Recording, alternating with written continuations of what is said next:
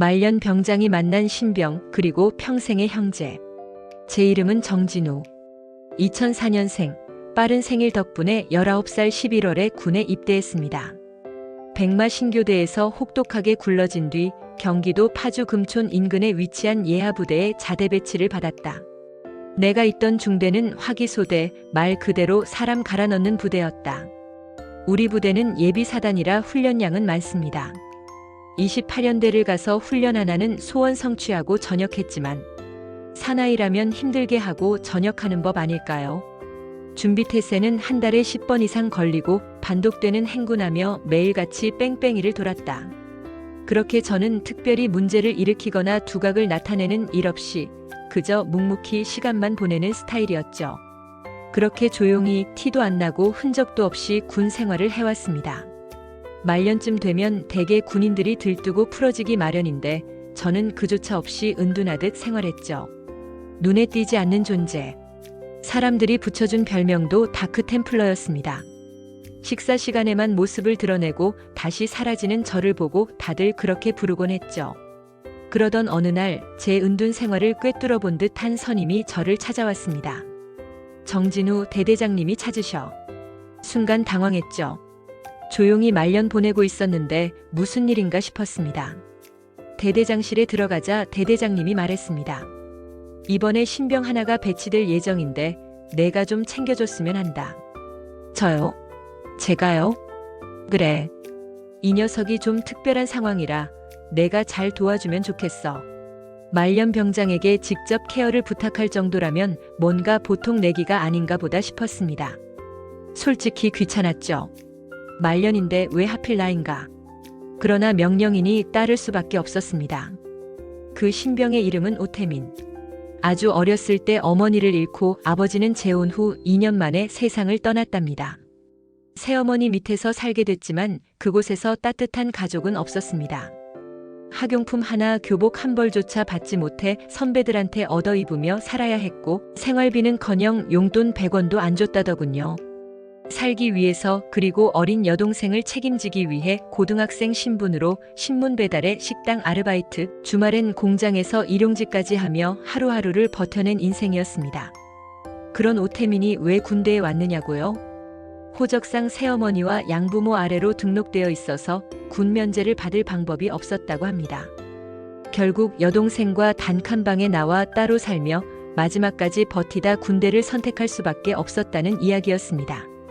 정말 어찌 보면 나라가 너무 야속하게 느껴질 정도의 상황이었죠. 동생이 중학생인데 오빠까지 군대에 끌려가다니. 그 말만 듣고도 이미 가슴이 무거워졌습니다.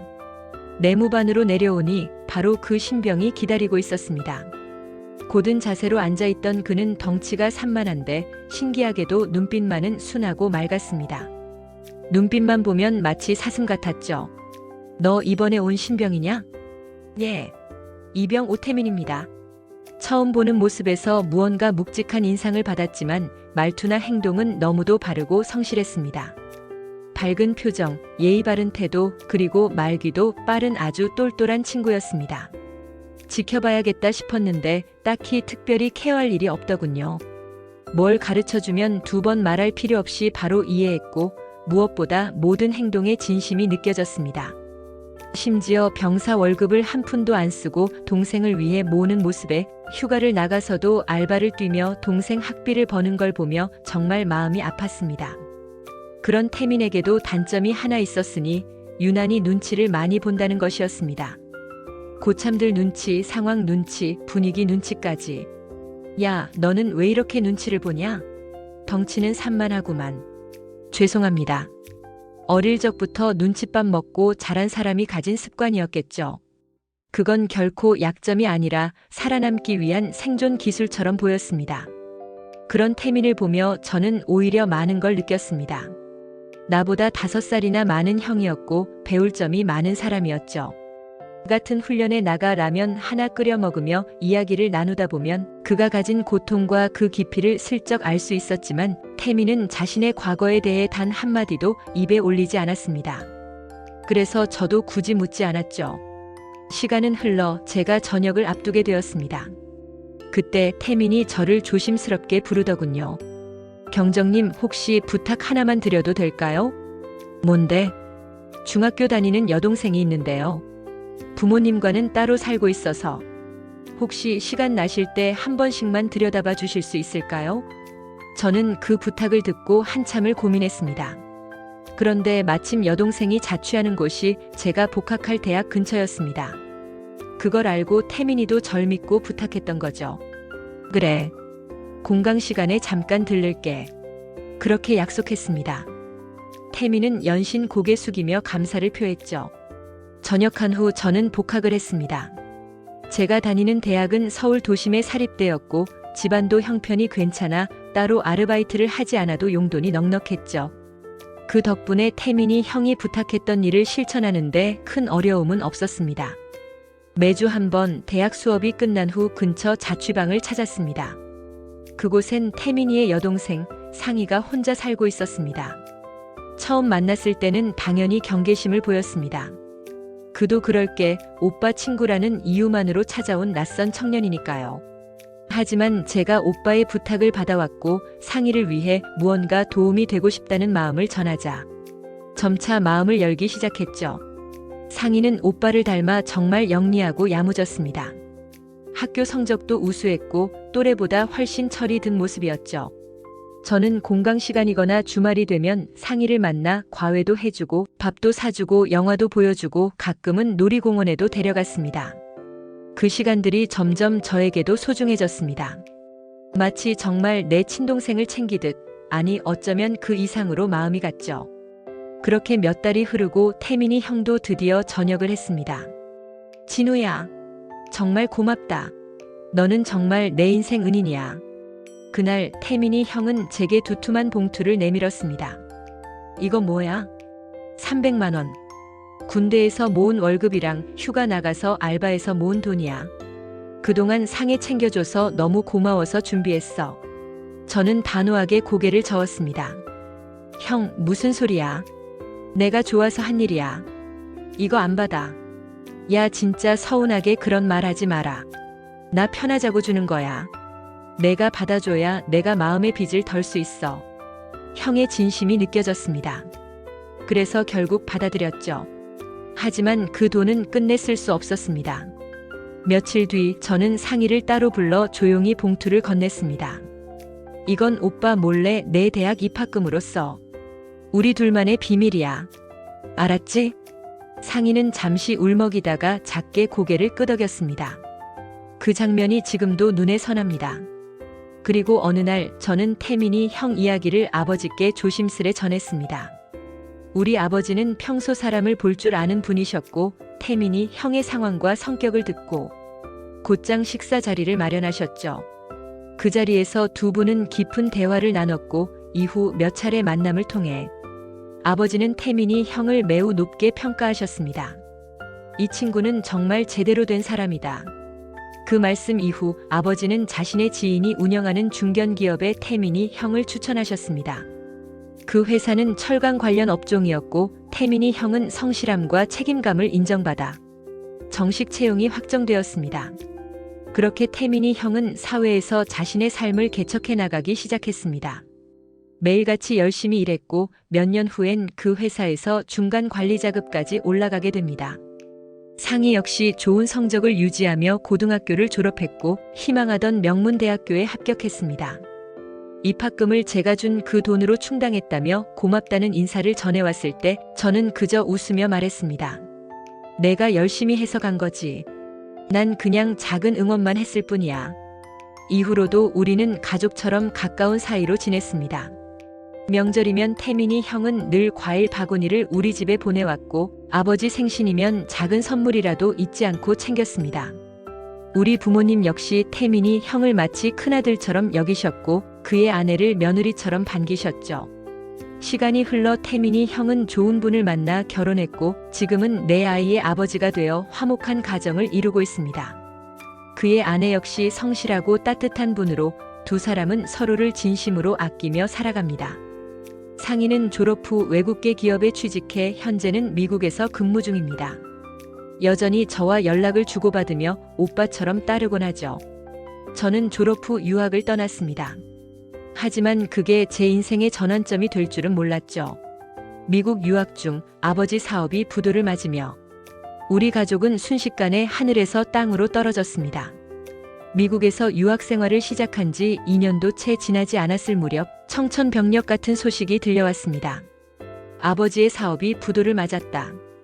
그 전까지만 해도 우리 집은 중산층보다 조금 더 풍족하게 살았고 저 역시 돈 걱정 없이 대학을 다니고 유학도 이어가고 있었는데 그날 이후 모든 것이 무너졌습니다.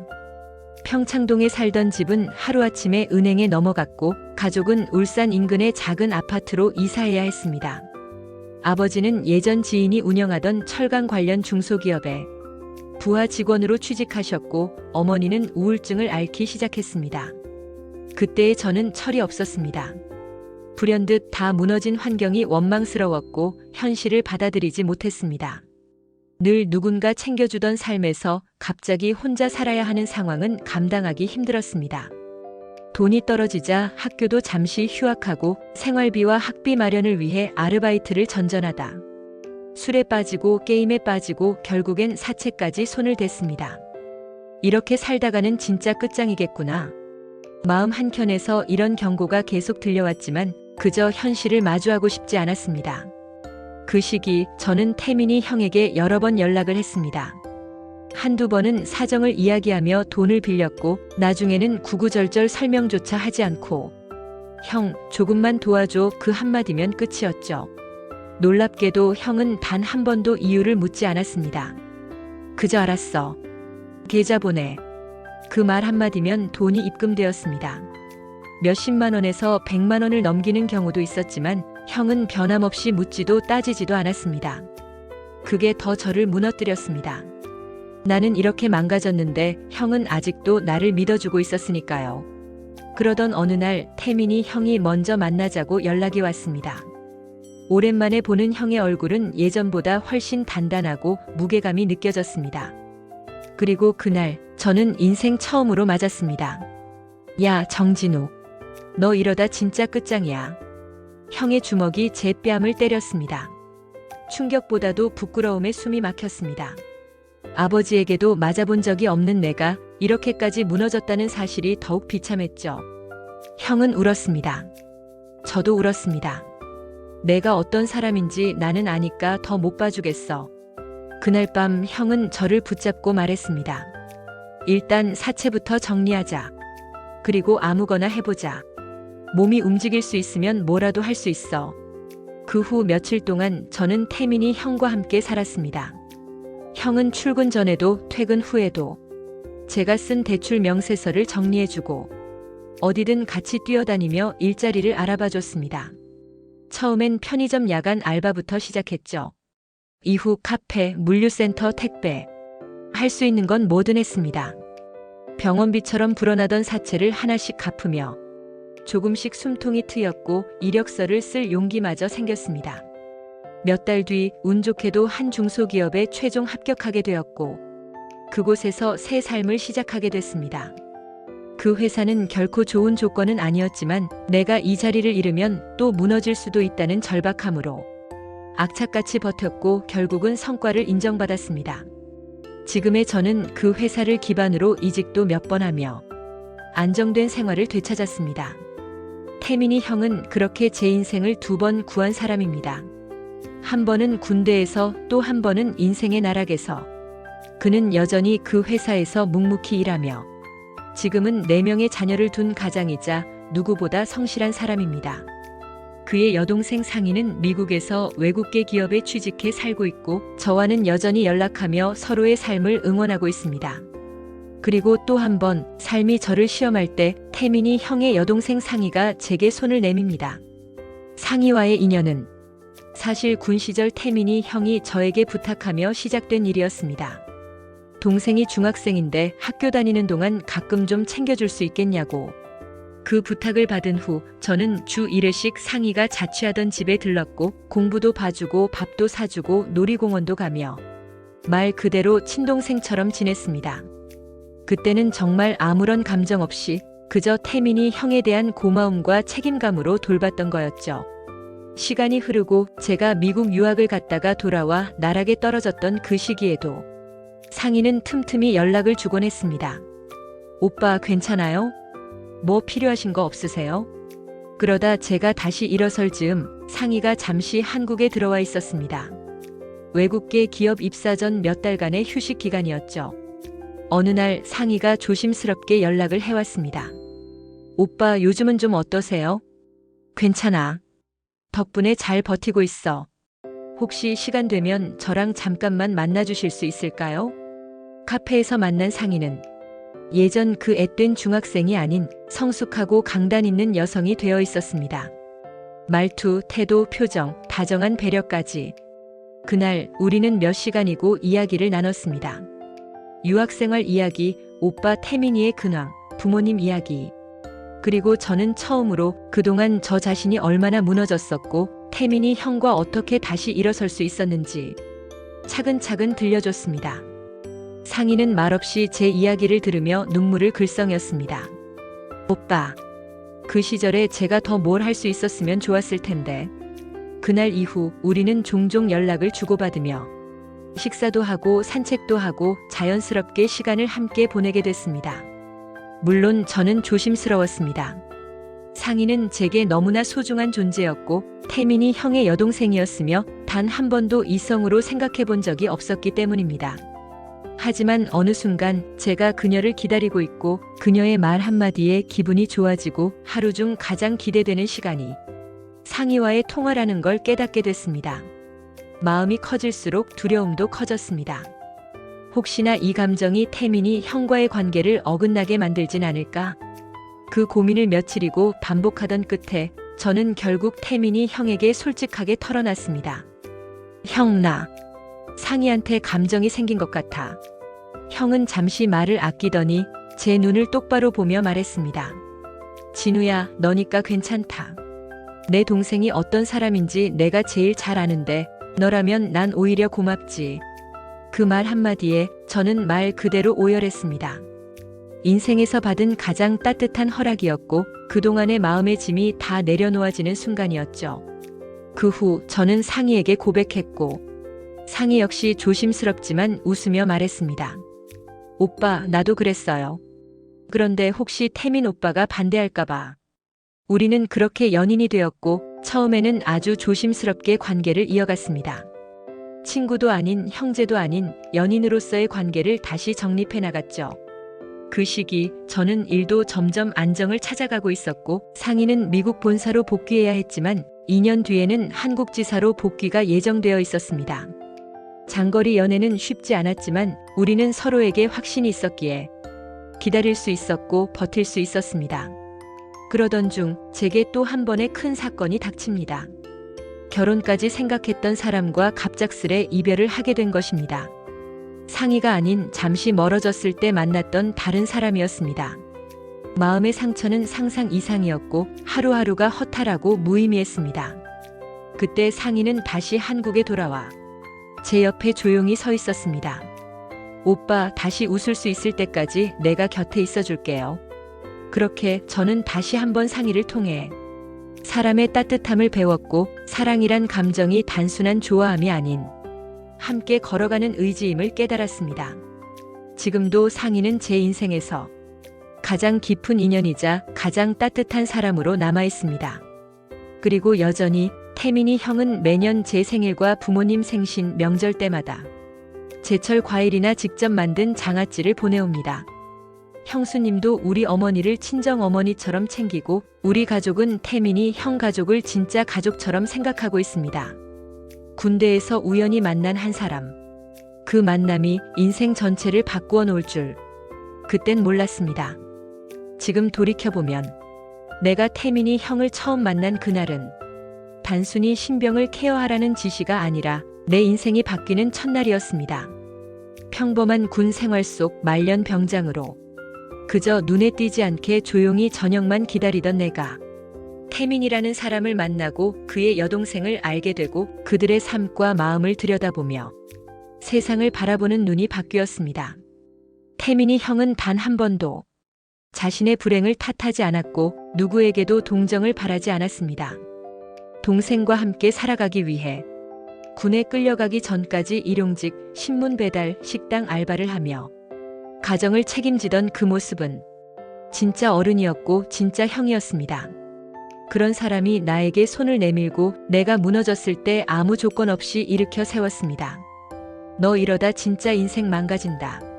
정신 차려.